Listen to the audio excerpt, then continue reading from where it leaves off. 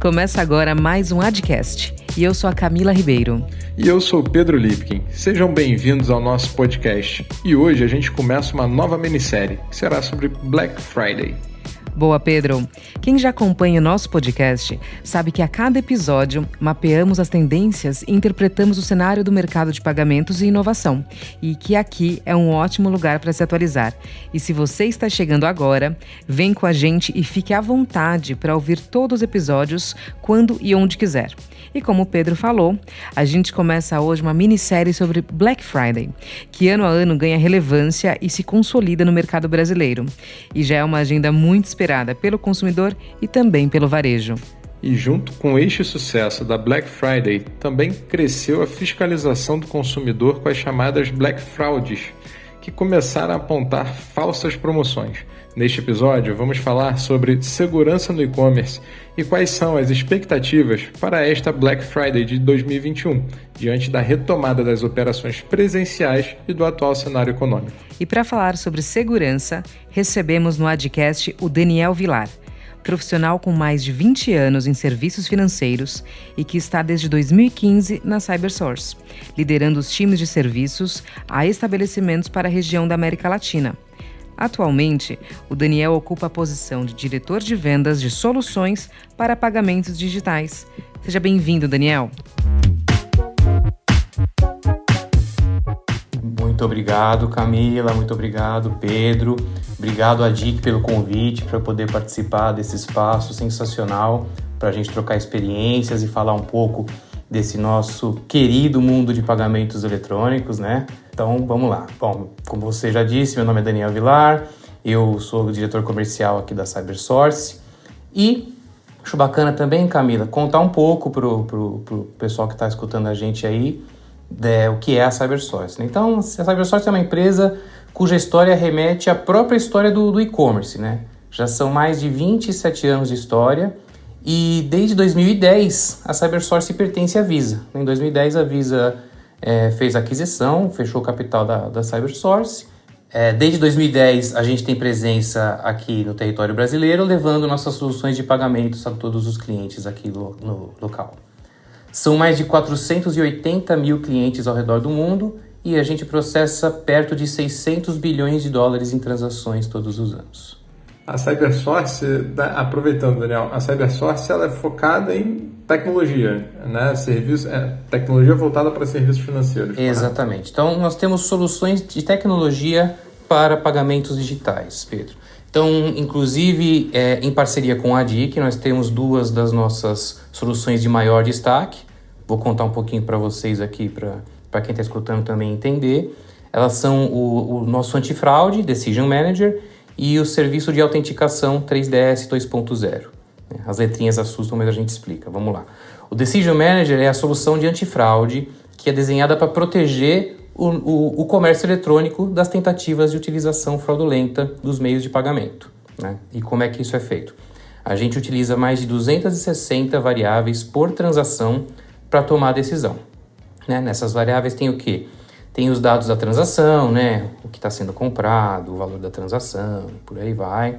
A gente usa dados de geolocalização e informações do dispositivo, que é o que o mercado costuma chamar de device fingerprint, que é realmente como se fosse uma identidade digital daquele dispositivo que iniciou uma transação. O que é esse dispositivo, né? É um computador, é um tablet, é um celular, qualquer dispositivo que esteja iniciando uma transação de e-commerce, né? Bom, todas essas informações são utilizadas como combustível pelos nossos modelos de machine learning para que em menos de um segundo seja calculado o grau de risco de uma transação. Então, o Decision Manager é uma ferramenta sensacional que leva segurança e confiança ao processamento de pagamentos no e-commerce. E aí tem também a autenticação 3DS 2.0. Dando um passo atrás para ficar bem claro também, o que é autenticar uma transação, né? Então, o cliente que está acostumado a utilizar os meios de pagamento dele no mundo físico, né? Ou seja, num ponto de venda, numa loja, no Brasil, né? O método de autenticação escolhido e adotado pelo mercado é a digitação da sua senha pessoal, né? Então, o cliente digita a senha pessoal dele, que só ele tem acesso, e com isso ele está autenticando aquela transação, ou seja, ele está deixando claro para o banco que emitiu o cartão dele que é ele que está iniciando aquela transação. Isso é uma autenticação. Em outros países ainda se usa, por exemplo, nos Estados Unidos, né? Assinatura em papel, que também é uma forma de autenticar uma transação. Então, assim, no mundo do e-commerce, né, no mundo do cartão não presente, como a indústria fala, esses métodos de autenticação não são viáveis, né? Você não tem como digitar a senha no computador, no celular e muito menos a assinatura física, né? Então, como forma de solucionar esse ponto, as redes de pagamento criaram um protocolo padrão que permita a autenticação dessas transações de e-commerce. E esse é o protocolo 3DS, que já está agora na sua versão 2.0. E aí, assim, o funcionamento dele é bastante simples, né? Em um momento anterior à transação, o estabelecimento interessado em autenticar aquela transação vai fazer uma integração tecnológica com um serviço de 3DS 2.0, como, por exemplo, o fornecido pela ADIC na parceria com a gente. Então, através desse serviço, o emissor vai receber informações relevantes daquela transação para poder, então, autenticar aquela compra. Se o emissor quiser, ele ainda pode fazer o chamado desafio, né? O que é o desafio? Ele pede para o cliente confirmar de forma ativa que ele está efetuando aquela transação. Aí o cliente vai receber uma senha única por SMS, por exemplo, ou ele vai receber uma notificação do aplicativo dele pedindo para ele ou digitar aquele código ou entrar no aplicativo e confirmar aquela compra. E aí isso feito, a transação passa a estar autenticada, dando total segurança ao comércio de que o banco emissor confirmou que é o dono do cartão que está por trás daquilo.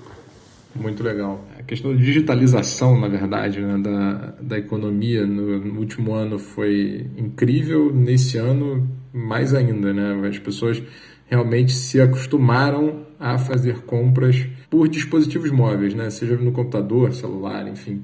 E agora a gente está chegando no grande momento, né? Eu acho que o ápice do e-commerce, eu acho, pelo menos recentemente, tem sido muito a Black Friday. Muita gente espera para comprar, fazer as compras agora, né? Esperando grandes descontos, esperando uma grande oportunidade, né? Qual o real impacto que você vê, Daniel, você é a CyberSource, sim, o real impacto da Black Friday para o mercado de meios de pagamentos eletrônicos aqui no Brasil? Joia. Ô Pedro, os grandes impactos da Black Friday para o mercado de meios de pagamento são basicamente dois, tá? Então, assim, primeiro, a grande concentração de volume de transações em intervalos de tempo curtos, né?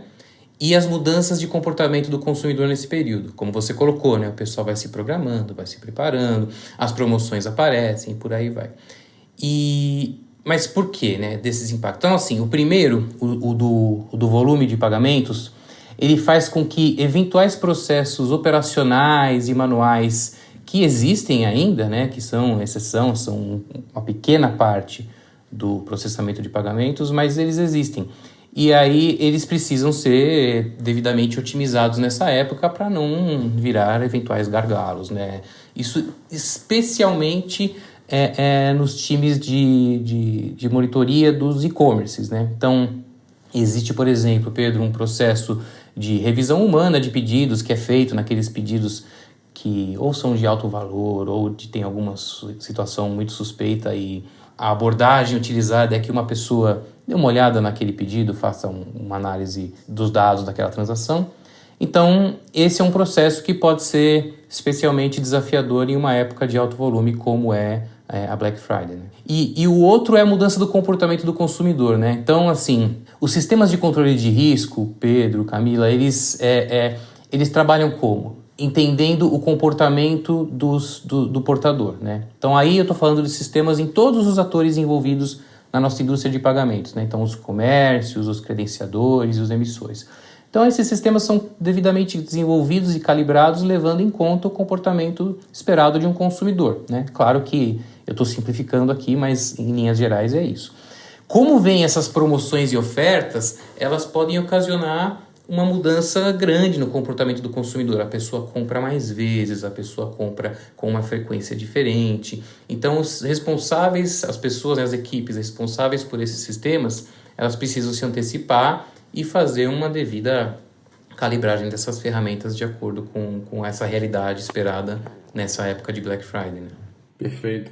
O desafio, né? O desafio da Black Friday é justamente o grande volume e essa mudança. Vocês conseguem perceber e calibrar isso muito bem na modelagem? É relativamente fácil identificar isso ou não? É um grande desafio também. Eu entendo que a grande forma de você perceber uma fraude, um ataque, né, de fraude é através dessas mudanças abruptas de comportamento, né? Uma compra sucessiva, enfim, várias formas. Como fazer os ajustes, e obviamente aqui a gente está falando de linhas gerais, né? Sem entrar no detalhe especificamente, mas como se preparar nesse ponto? Assim, a CyberSource ela tem um cuidado adicional nessa época de promoções, nessa época de período de pico de transações, né? A gente planeja toda a escala dos nossos times de monitoria e de gestão das ferramentas, de forma a estar com força total dos times durante esse período.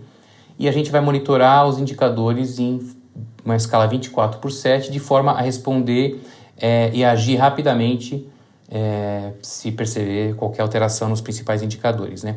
Agora, o ideal é que seja feito o quê, né?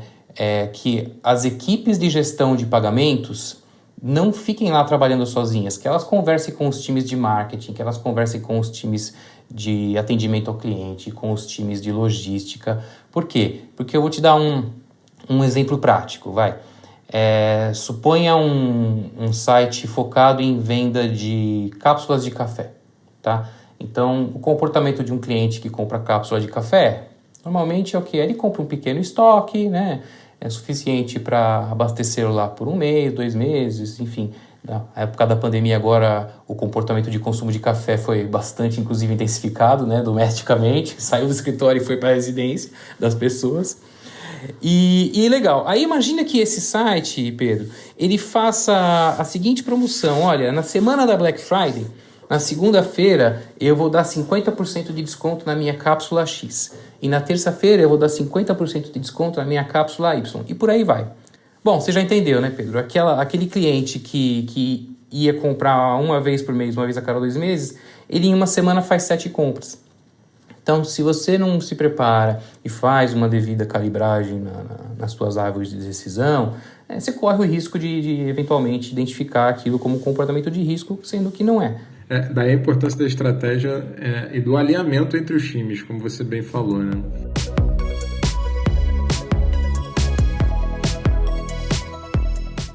Você contou já um pouquinho, então, Daniel, como vocês estão se preparando, né? Mas aí eu queria saber também, porque assim, a gente sabe que a Black ela é muito forte, né, no exterior, principalmente nos Estados Unidos.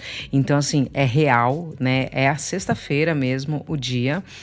Mas aqui no Brasil a gente vai tropicalizando tudo e acaba que depois tem Black December e outras coisas também. Mas o que eu andei vendo, eu ouvi um outro podcast esses dias comentando que por questões técnicas de logística e de produção, os Estados Unidos está antecipando, grandes varejistas americanos estão antecipando a Black e falando, olha, eu te garanto, em etiquetas já, eu te garanto que na Black este valor não vai estar mais barato. Nós estamos antecipando a nossa Black por conta de produção e logística e para que você não fique sem, você pode comprar e a gente vai garantir. Vocês já estão percebendo isso? Ano a ano vocês vão aprendendo para se preparar, né? Que nem você falou, o cara começa com promoção na segunda-feira, véspera, né? Vocês conseguem se preparando? Como que tá esse movimento? Porque a gente está vivendo momentos atípicos, né? Na verdade, o e-commerce tem que inovar, né? Tem que atrair a atenção do consumidor de alguma forma. Então, esse exemplo da Camila é ótimo por isso, né? Que já é uma forma de fidelizar o cliente, bem ou mal, né? Porque o cara faria a compra só na sexta-feira, por exemplo, e ele já está, né, inclusive garantindo e antecipando, por causa da cadeia de produção dele, toda uma compra, todo um comportamento do cliente.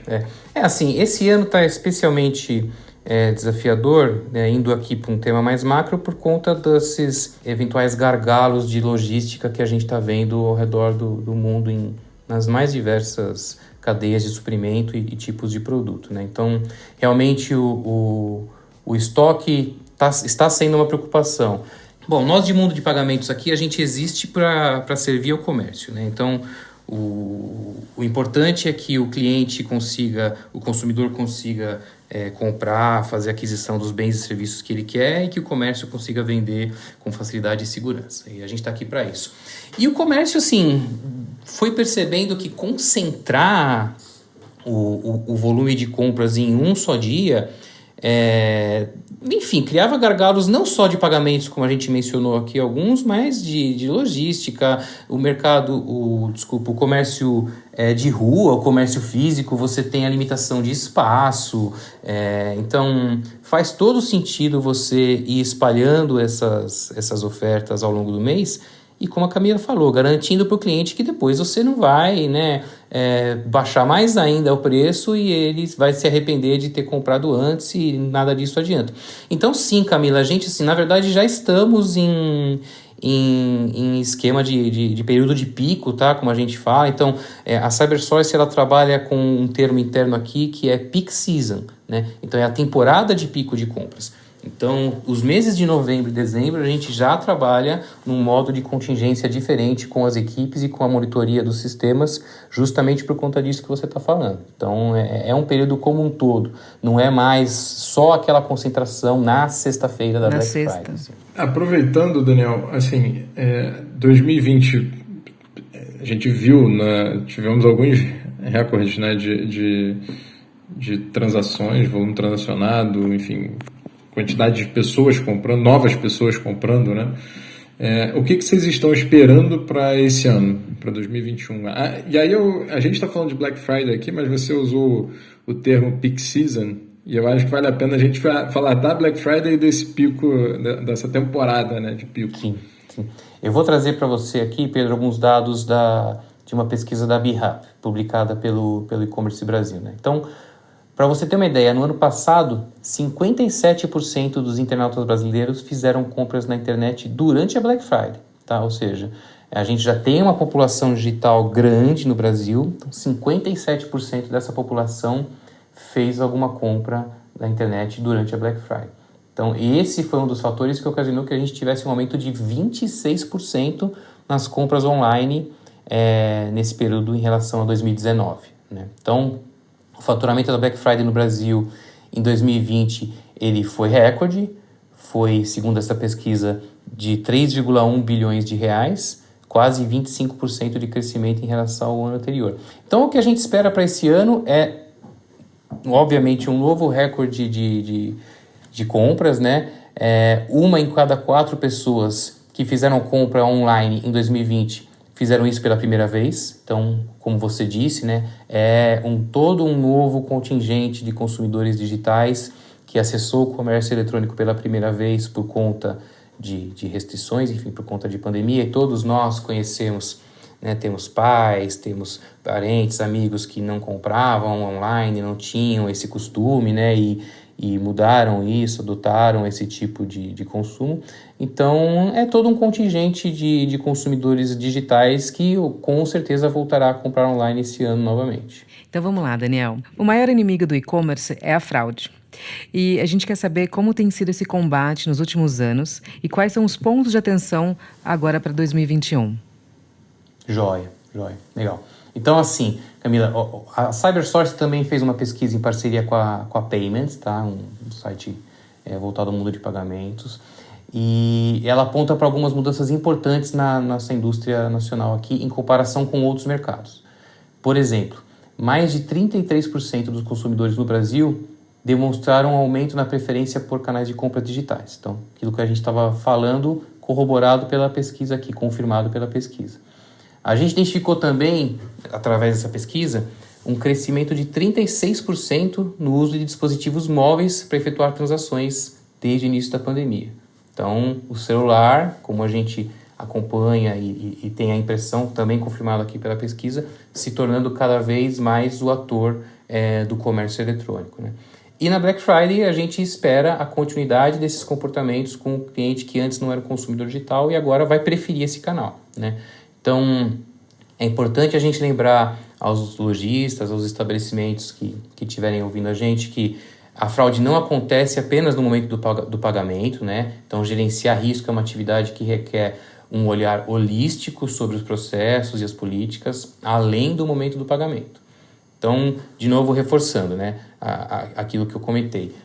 Importante que essas equipes de gerenciamento de pagamentos e de risco tenham um bom alinhamento com os times de marketing e vendas, por exemplo. Eles têm que saber quais são as promoções específicas para a semana da Black Friday, né, para eles poderem fazer os devidos ajustes, para eles poderem saber o que esperar e ficar atento a essas promoções que podem alterar frequência de compra e recorrência de compra.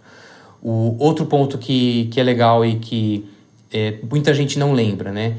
Como é que estão os processos de cancelamento, reembolso e troca dos lojistas? Porque é um período, Pedro, onde as compras por impulso aumentam muito. Então, assim, é fundamental que o e-commerce, que o lojista, que o comércio, ele tenha processos eficientes e canais de atendimento disponíveis para tratar as dúvidas e reclamações e as solicitações dos clientes deles, né? Eventuais erros aqui podem acarretar em um potencial aumento de contestações de compras, né, na pós-Black Friday. Então, a gente muitas vezes olha para o momento do pagamento, só que os outros processos precisam ser olhados com o mesmo cuidado.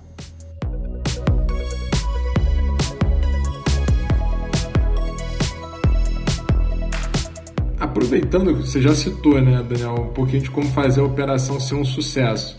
Mas o que você considera que são os parâmetros do sucesso aqui? Quando você vai falar, passou a Black Friday, você diz, nossa, Black Friday foi um sucesso, deu tudo certo. O que é esse dar tudo certo? Olha, no mundo de gerenciamento de risco de pagamentos, eu te diria que um ponto que eu acho que vale a pena a gente destacar e que todo mundo olha, mas tem que saber como olhar nesse período, é o índice de conversão, né? Então, que é o percentual de compras aprovadas no teu comércio, no teu sistema de gerenciamento de risco, enfim, né? Ou seja, o percentual de transações aprovadas. É um indicador de performance super básico e que com certeza todo mundo olha. Mas o que é importante as pessoas saberem nessa época, Pedro? A minha conversão durante os períodos, os dias, de maior pico, durante o dia da Black Friday, se a sua conversão nesse dia ela está num percentual idêntico ao dos dias anteriores, idêntico da tua média, muito provavelmente você está com um problema. Porque assim, apesar da gente falar e a imprensa também falar, durante a Black Friday aumentam as tentativas de fraude e tudo mais, potencialmente sim, só que o número de compras boas, ele aumenta muito mais, em uma velocidade muito maior do que esse eventual aumento de tentativas de fraude. Ou seja, o que eu quero dizer com isso, né? O teu índice de conversão durante esses períodos de maior volume de compras, ele tem que estar maior do que a tua média dos últimos dias. Senão, se ele estiver igual e você está olhando para aqui e fala assim, não, mas eu estou na média dos meus outros dias, você não deve estar performando bem. Você deve estar com oportunidades de melhoria nessa conversão por conta desse efeito que eu te falei. O volume de compras boas, ele tende a aumentar numa velocidade ainda maior do que eventuais aumentos de tentativas de fraude, né? E para a gente encerrar, né, o papo está muito bom, mas a gente tem que finalizar. Eu queria, Daniel, que você falasse para a gente o seguinte. A gente está falando muito e-commerce, a gente está falando lá do empreendedor, varejo, lojista, né? E eles têm muitas ferramentas e serviços completos para prover esses ambientes mais seguros, né? Mas qual dica que você pode deixar para o consumidor final, para quem está fazendo as compras na internet? O consumidor ele tem que saber o seguinte, ele tem que procurar sempre um canal de pagamento seguro, né? Empreendedores locais hoje em dia estão vendendo inclusive de forma remota, utilizando para isso canais de comunicação com o cliente, como aplicativos de mensagem e tudo mais, né? O cliente que vai fechar um negócio por um canal desse, ele não pode, por exemplo, mandar foto do cartão dele para a pessoa processar a transação dele, não pode digitar os números do cartão e os dígitos sigilosos lá do verso para o comércio processar o pagamento. Não é essa forma de se fazer um pagamento, né? Então, o comerciante interessado em fechar uma compra de forma remota por um canal desse com o cliente dele, ele vai utilizar um serviço de link de pagamento, ele vai utilizar um serviço de processamento digital, onde o próprio cliente, o próprio consumidor, vai acessar um ambiente seguro e ali fechar a compra dele, né? Então, eu acho que essa é a principal dica que eu dou: não compartilhar a sua senha, né? Não compartilhar os números do seu cartão com ninguém. Você tem que digitar aquilo num ambiente seguro, sem ninguém olhando, sem ninguém podendo notar. O consumidor muitas vezes acaba, infelizmente, sendo o elo frágil dessa equação, né? Então é importante a gente sempre, bom ponto, viu, Pedro, poder ter a oportunidade de elucidar aqui e orientar as pessoas a como fazer uma compra de forma segura. E quando não for um canal desse, quando a gente estiver falando de sites de compra, também fazer uma pesquisa. Existem sites de reputação de lojistas, né, os sites do Procon. Então, se não for um site que você conheça, não é porque você não conhece que o site, obviamente, não seja de um comerciante idôneo, mas faça uma pesquisa antes de fechar uma compra ali, né? Então, no Brasil, por exemplo, você, por regulamentação, tem que ter um CNPJ naquela página daquele comércio eletrônico, mostrando quem que é a empresa que está por trás daquela página. Então, procure isso e faça uma pesquisa adicional. Perfeito. E desconfiar de descontos, né, de 90% e tudo mais, né? Eu acho que a gente já aprendeu um pouco do monitorar, né? Eu sei que o celular está custando X, né? Não vai me falar que é 50% para não ter aquelas pegadinhas de metade do dobro, né? Daniel, muito obrigada pela sua participação. Foi bem esclarecedor aqui saber um pouquinho mais como que é esse processo por detrás dos panos, né? Porque afinal, a gente está aqui, a gente tem a nossa operação, mas quem está nos ouvindo muitas vezes atua como consumidor, né? E não sabe tudo isso que acontece por detrás das câmeras. Muito obrigada. Por gentileza, deixe seus contatos. Tá bom, Camila, Pedro, obrigado novamente. Obrigado, Adic, pelo espaço. Muito feliz de poder participar do Adcast aqui, um podcast sensacional sobre negócios do nosso mundo de pagamentos, né?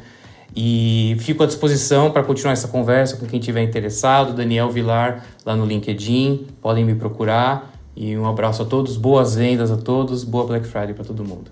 Valeu, cara.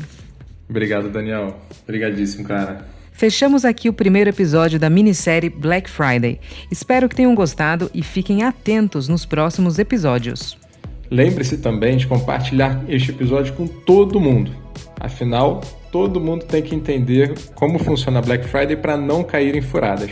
Bons negócios para vocês e até a próxima.